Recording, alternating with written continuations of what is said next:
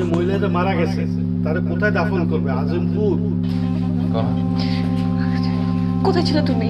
কোথায় ছিল তুমি? আমি তোকে কতবার ফোন দিয়েছি, তুমি ফোন ধরো নাই কেন?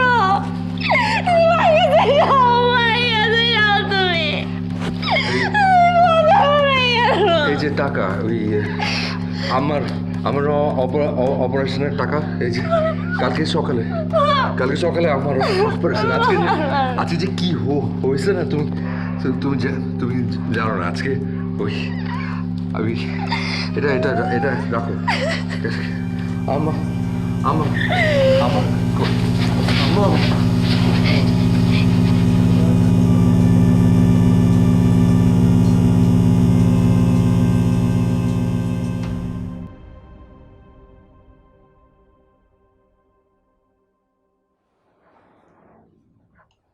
6 বছর আগের কথা। ওরা তখন ঢাকাতেই থাকতো। ঢাকার এমন কোনো বড় ডাক্তার নেই যাকে আমি দেখাইনি, কিন্তু কিছুতেই কিছু হলো না। ও যখন তখন ওর মাকে খুঁজতে বেরিয়ে যায়।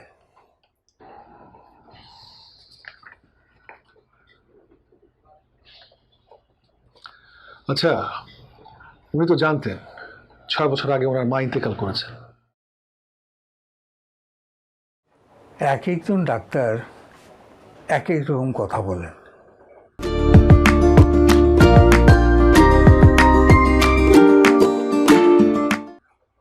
কেউ বলেন যে ওর ব্রেনের একটা অংশ নাকি ডিসেবল হয়ে গেছে।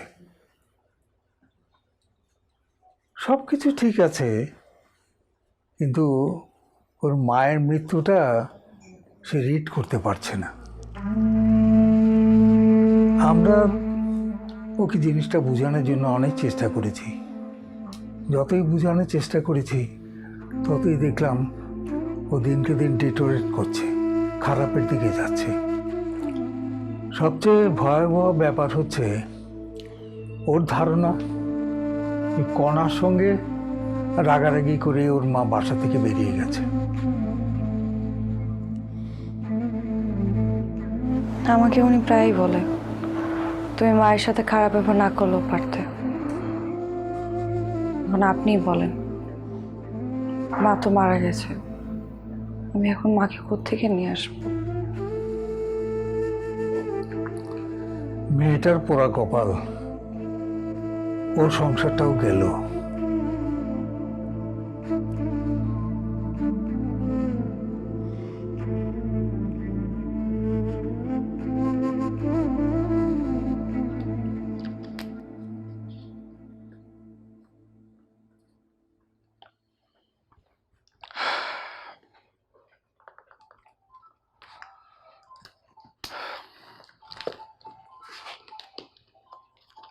ঠিক আছে, আমি এখন তাহলে যাই, আর ওনাকে একটু দেখে শুনে রাখবেন।